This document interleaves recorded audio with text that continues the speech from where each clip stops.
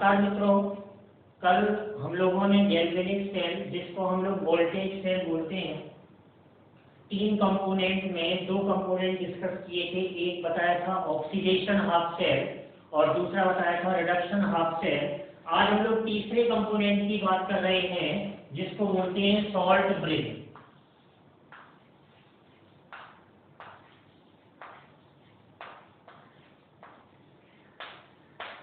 Salt bridge ये तीसरा component आएगा।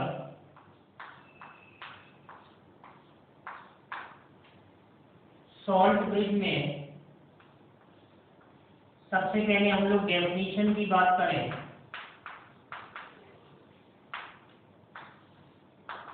डेफिनेशन की अगर बात करें तो it is inverted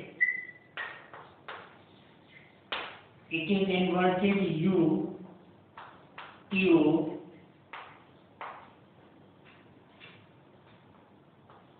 consists of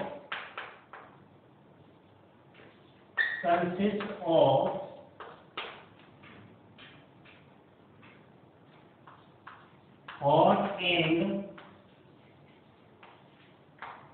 concentrated salt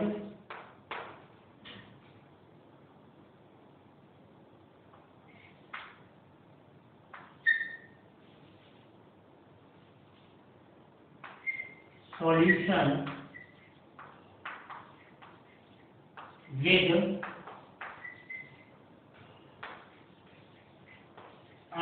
अगर पेस्ट।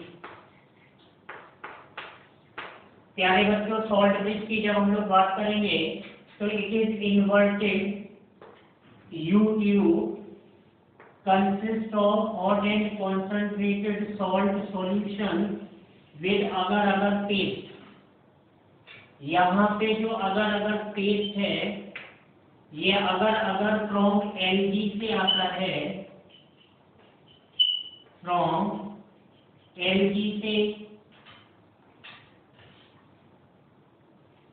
जेल टाइप सब्सटेंस होता है, जेल टाइप सब्सटेंस होता है।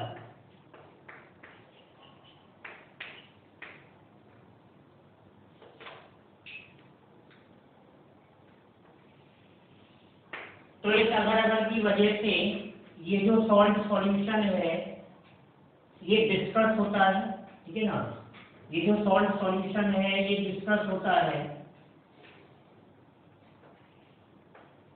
जैसे हम लोग ले सकते हैं NaCl, KCl, NaNO3,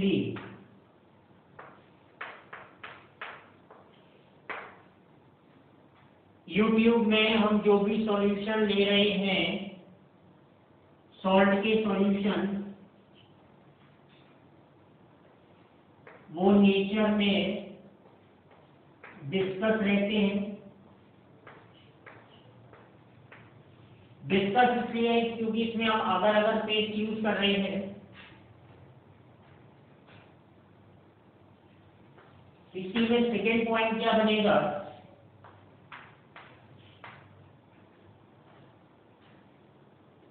salt bridge में इट कनेक्ट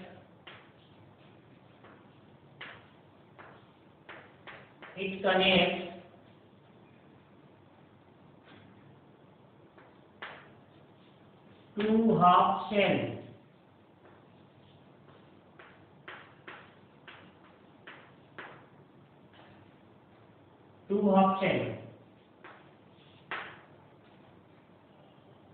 और तीसरा पॉइंट हम लिख सकते हैं कि इट कंप्लीट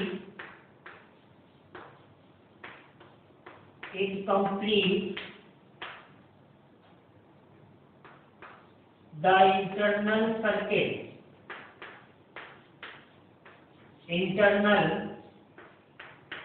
circuit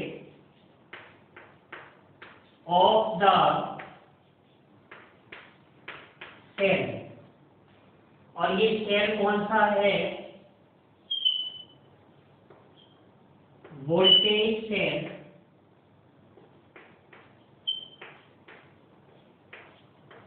या फिर इसी को मैं बोलता हूं गैल्वेनिक सेल।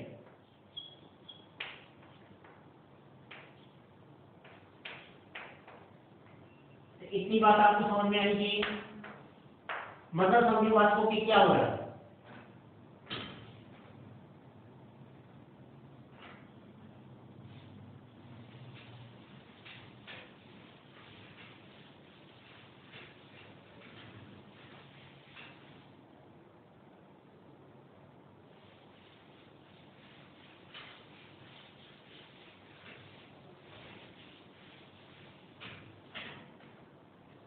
कि जैसे मैंने ये दो कंटेनर लिए,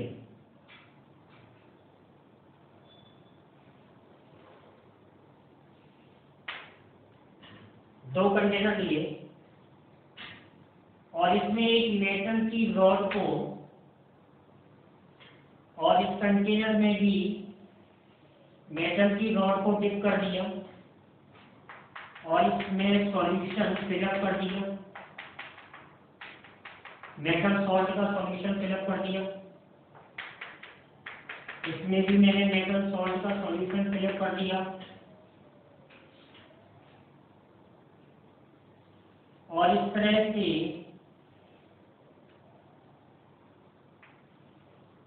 एक इन्वर्टेड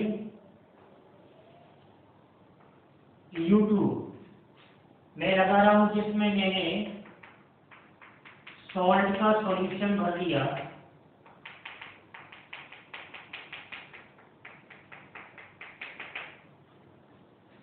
तो देखो, अगर मैं इस मेटल रॉड को 1 कंसीडर कर लूं और इस मेटल रॉड को 2 कंसीडर कर लूं, because this is container 1 and this is container 2, gentleman, clear? तो अब ये दोनों रॉड को तो मैंने मेटल वायर से कनेक्ट कर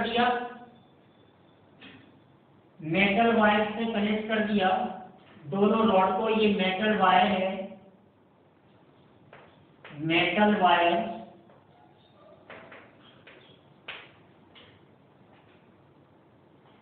और इसको आप बोलते हैं सॉल्ट ब्रेस।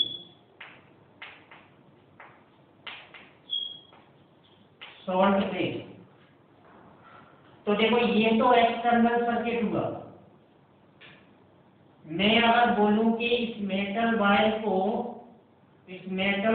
को मैं दोनों सॉल्यूशन से डायरेक्ट कनेक्ट करा दूं, तो तकलीफ हो जाएगी प्यारे बच्चों, दिक्कत हो जाएगी, क्योंकि हमें ये पता होना चाहिए कि जो सॉलिड होता है, ये मेटल वायर जो है वो सॉलिड है, तो ये इलेक्ट्रॉन की वजह से कंडक्टेंस को शो करता है, और इनमें सॉल्यूशन भरे हुए हैं। ये जो मेटल रॉड है ये सॉलिड है, लेकिन इनमें जो सॉल्यूशन भरे हुए हैं, इनमें जो कंडक्टेंस होती है वो आइस की वजह से होती है।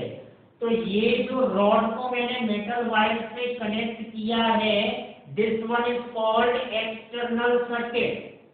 Write down.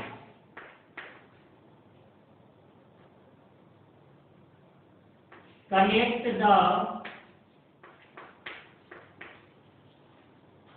two metal rods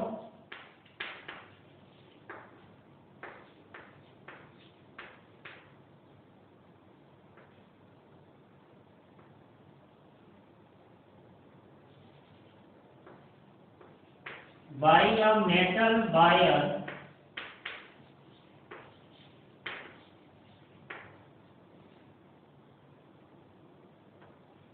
in external circuit.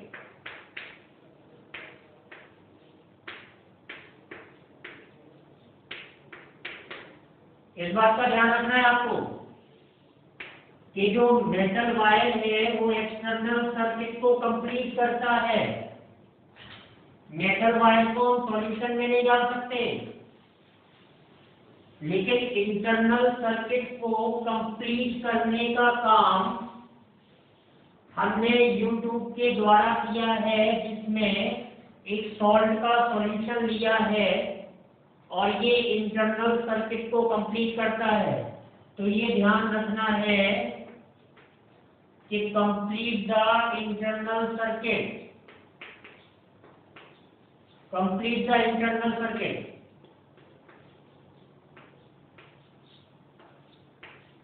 Internal circuit, ये बात आपको ध्यान रखनी है सबको। अब यहाँ पर एक पॉइंट और है कि जैसे ये YouTube है, तो ये YouTube क्या है, इसमें जिसका सॉल्यूशन है, इसको मैं ऐसे कंसीडर कर रहा हूँ, ये जो YouTube है ये जिसका सॉल्यूशन इसमें भरा हुआ है, और यहाँ पर दोनों एंड पे कॉटन वूल लगा देता हूँ मैं, cotton wool. This one is cotton wool,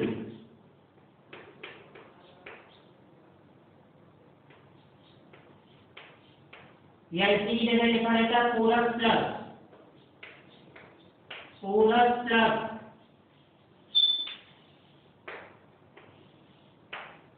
इसकी वजह से क्या होता है कि इनमें जो सॉल्यूशन है जेंटलमैन, इनमें जो सॉल्ट के सॉल्यूशन है वो इसमें सॉल्ट ब्रिज में, मतलब इस ट्यूब में नहीं जा पाते हैं। ये सॉल्ट ब्रिज है, ये इंटरनल सर्किट को कंप्लीट कर रहा है, नो डाउट। ये जो सॉल्ट ब्रिज है ये दोनों हाफ सेल को कनेक्ट करता है, no doubt.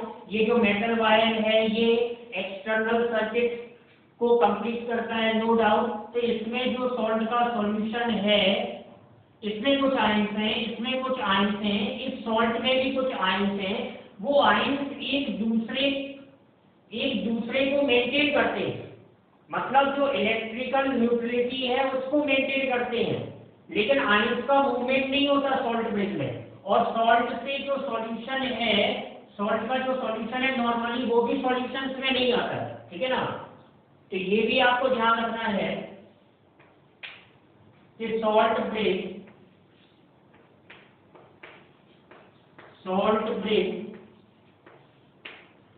Maintain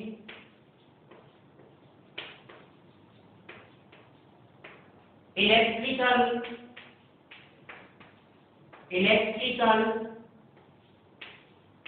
neutrality in the complete circuit of the cell,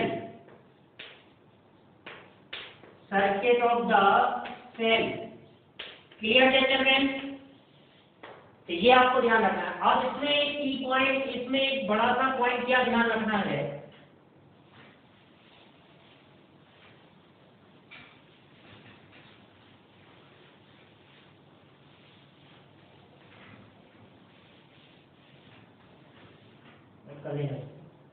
इसमें एक बड़ा पॉइंट क्या ध्यान रखना है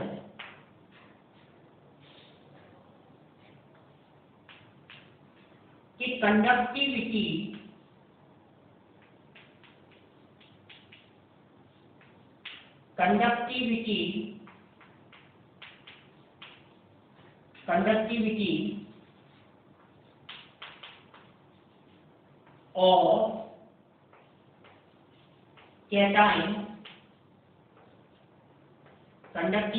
of cation, रफली इक्वल टू, लगभग बराबर होनी चाहिए कंडक्टिविटी ऑफ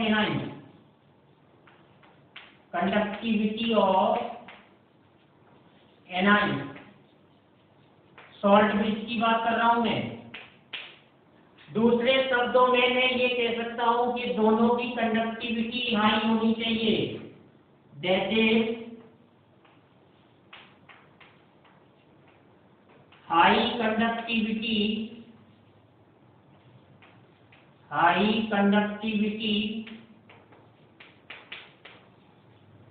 ऑफ आयन।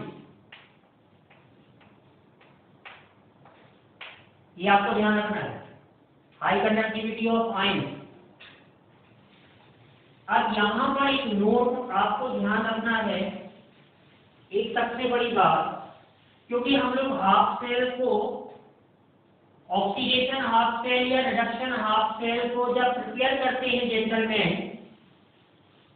तो सॉल्ट के सॉल्यूशन में मेटल रॉड को डिप करते हैं, उस पर्टिकुलर डिवाइस को, उस पर्टिकुलर हाफ सेल को या तो मैं एनोड बोलता हूं या मैं कैथोड बोलता हूं।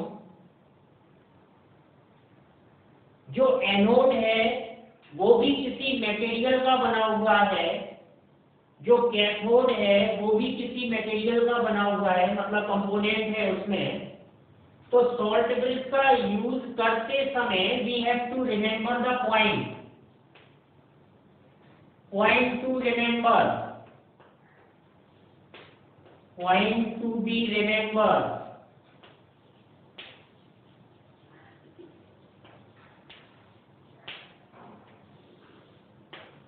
क्या पॉइंट ध्यान रखना है gentleman? If any of the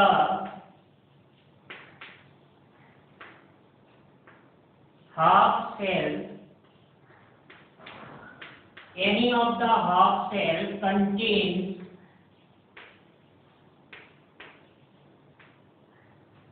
ions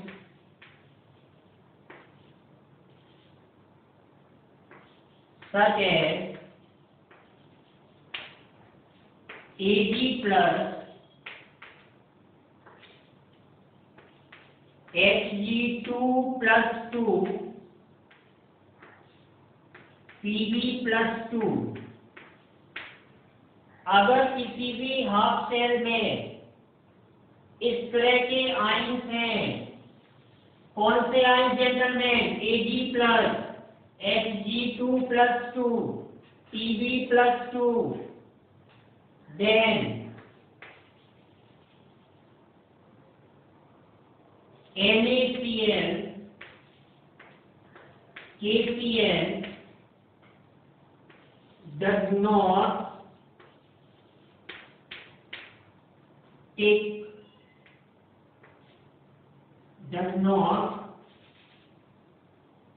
participate, या लिख सकते हैं used और not used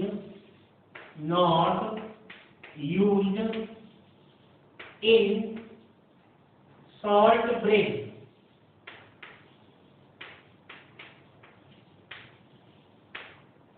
हम लोग सॉल्ट ब्रिज में कब NaCl या KCl का यूज नहीं करने वाले हैं।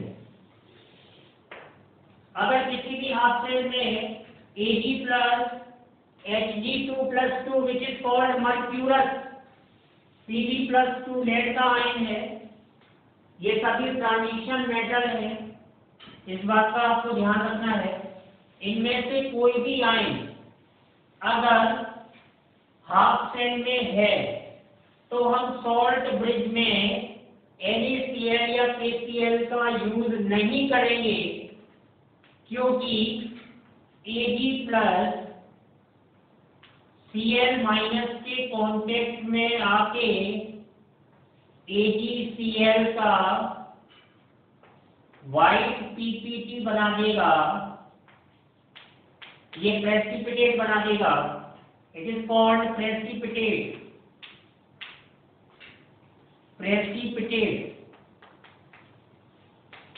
प्रेसिपिटेट का मीनिंग होता है इनसॉल्युबल, एक ऐसा मास जो घुले मत, ना घुले, इनसॉल्युबल। ऐसे ही Hg2 plus 2 या Pb plus 2 जब Cl माइनस के कांटेक्ट में आएंगे तो Hg2Cl2 या फिर PbCl2 के क्या बना देंगे? PPT बना देंगे। तो ये बड़ा पॉइंट है कि अगर हाफ सेल में इस तरह का कोई आयन कंटेन करता है तो आप सॉल्ट ब्रिज में NaCl या KCl का यूज नहीं करने वाले हैं।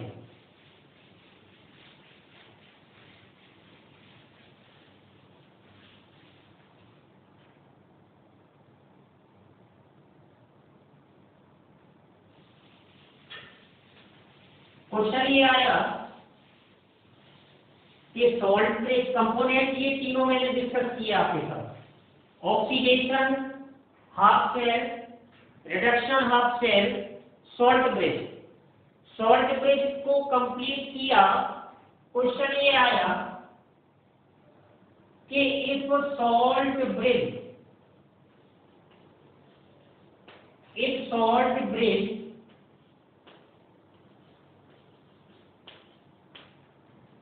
if salt bridge is not used,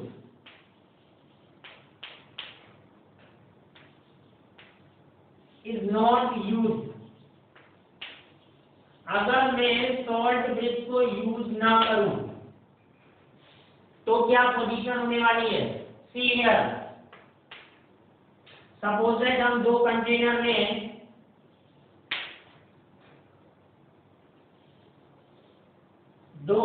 मैंने लिए और दोनों कंटेनर में सॉल्ट का सॉल्यूशन भर दिया और रॉड को डिप कर दिया, इसमें भी एक मेटल रॉड को डिप कर दिया और सॉल्ट के सॉल्यूशन को फिलअप कर दिया। अब मैं क्या करने वाला हूं,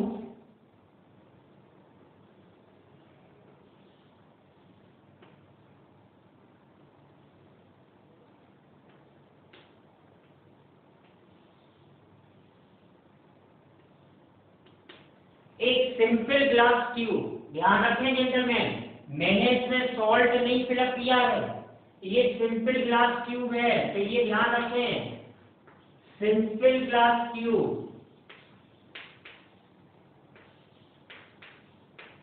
सिंपल ग्लास ट्यूब को मैंने रखा है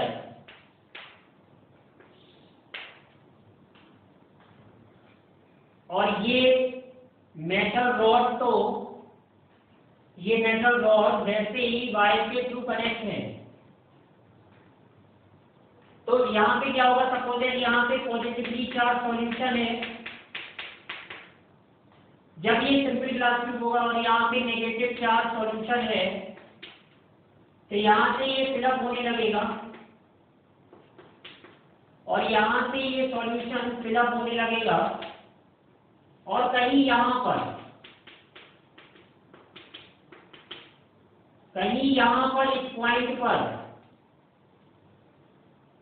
इस पॉइंट पर जहां पर ये दोनों सॉल्यूशन मीटिंग करेंगे, मुलाकात करेंगे, मिलेंगे,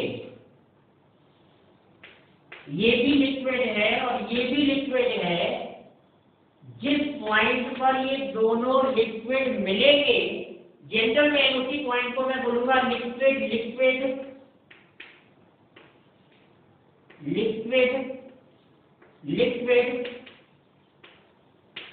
जंक्शन पोटेंशियल।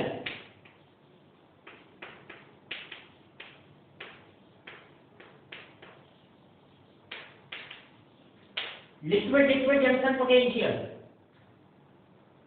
जहां पर क्योंकि ये चार्ज पॉजिटिव है और ये नेगेटिव है, तो चार्ज के डिफरेंस की वजह से, मैंने कल भी आपको बताया था, कल के लेक्चर में मैंने डिस्कस किया था कि चार्ज के डिफरेंस की वजह से पोटेंशियल जनरेट होता है, पोटेंशियल डेवलप होता है, तो लिक्विड जंक्शन पोटेंशियल यहाँ पर क्रिएट होगा, विच इज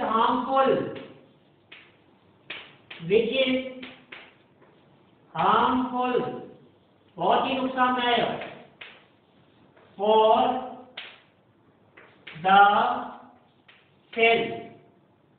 ये जो लिक्विड जंक्शन पोटेंशियल होता है, ये सेल के लिए बहुत ही हार्मफुल होता है।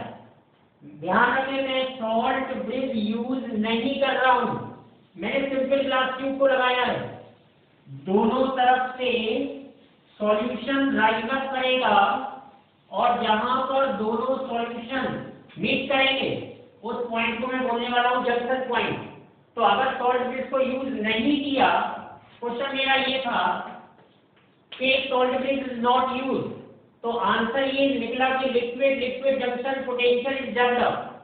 आंसर क्या आया gentleman, please see here, liquid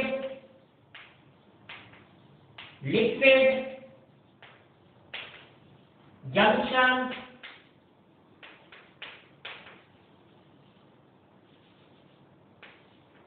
potential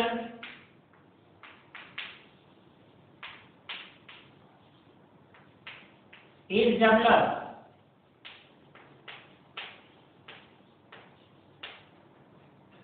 liquid junction potential is developed in the absence of salt bridge.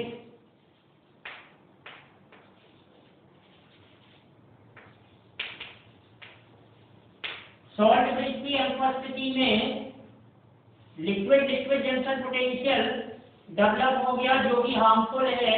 तो एक बड़ा की पॉइंट यहाँ पे निकल के आया। वैसे तो सॉल्ट ब्रिज के दो फंक्शन मैं बता चुका हूँ आपको कि एक तो दो हाफ सेल को कनेक्ट करता है, दूसरा मैंने बताया था कि इंटरनल सर्किट को कंप्लीट करता है। लेकिन यहाँ पर एक की पॉइंट क्या निकल के आया कि अगर मैंने इसमें सॉल्ट को ले लिया, ठीक है ना, अगर मैंने इसमें सॉल्ट को ले लिया तो फिर सॉल्ट ब्रिज बन जाएगा। तो क्या आया कि salt bridge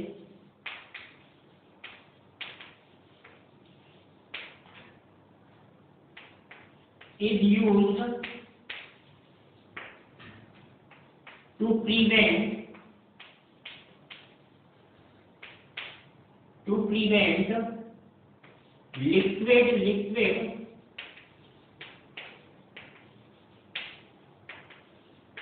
liquid junction potential.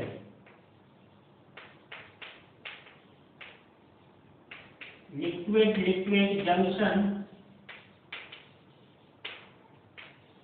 potential.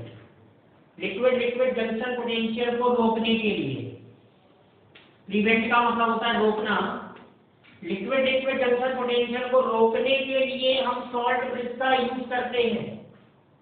तो सॉल्ट ब्रिज यूज क्यों किया जाता है, सॉल्ट ब्रिज का काम क्या होता है, ये हम लोगों ने डिस्कस किया।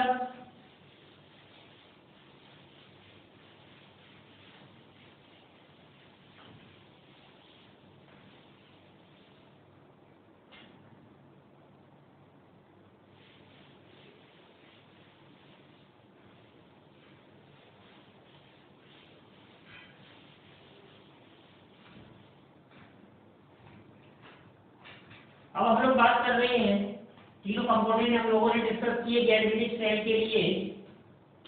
तो गैल्वेनिक सेल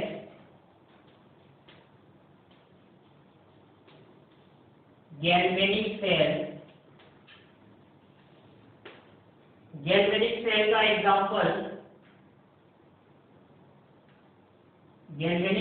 एग्जांपल होता है, इसी को मैं वोल्टेज सेल बोल देता हूं, वोल्टेज सेल।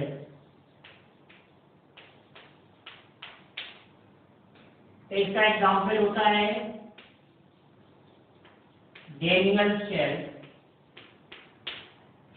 अब डैनियल सेल में क्या होता है कि कॉम्बिनेशन हम लोग लेते हैं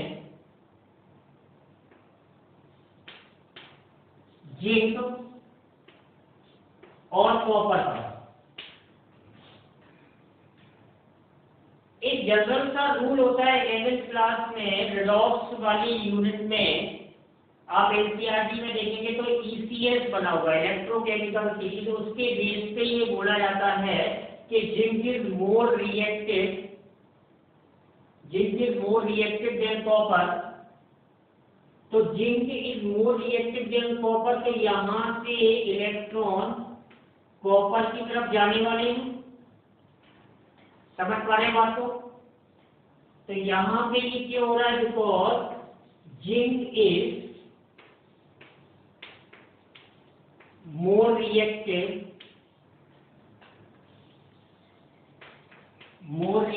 देन कॉपर। तो नॉर्मली जो ज्यादा रिएक्टिव होता है वहां से इलेक्ट्रॉन जाते हैं।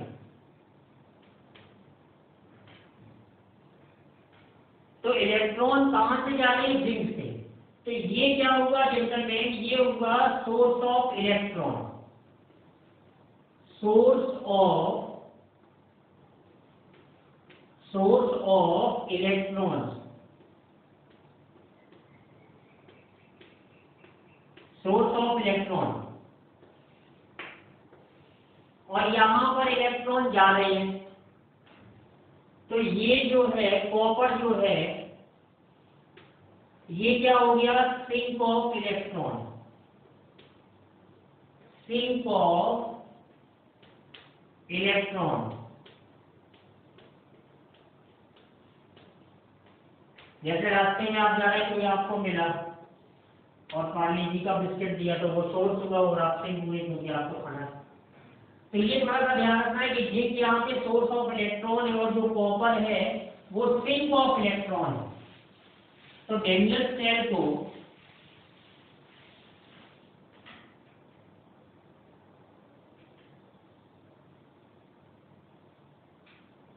सेल को जब हम लोग प्रिपेयर कर रहे हैं, अब मान लो कि Zn प्लस Cu, तो Zn मोर रिएक्टेड है, तो इसीलिए जो जिंक की रॉड है, जिंक रॉड,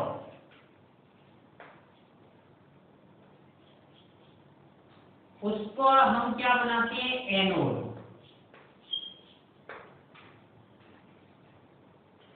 और जो कॉपर रॉड है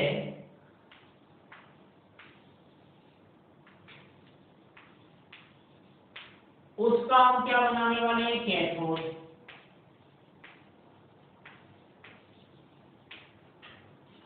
एनोड पर नॉर्मली क्या होता है, ऑक्सीडेशन। यह भी मैं और क्लियर करूंगा, परेशान होने की आवश्यकता नहीं है। और कैथोड पर क्या होना है, रिडक्शन।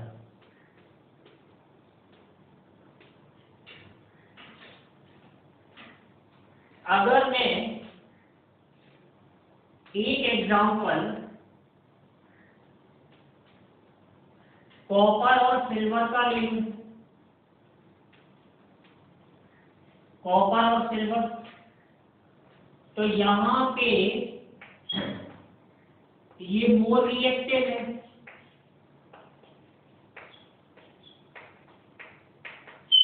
ना भाई, और ये लेस रिएक्टिव है।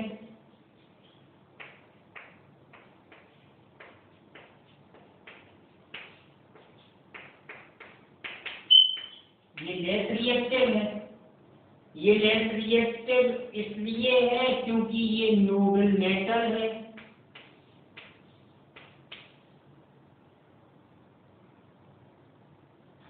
लेस रिएक्टिव है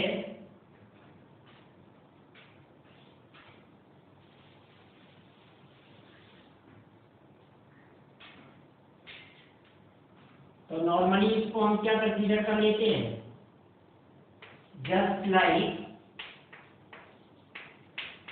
नोबल मेटल।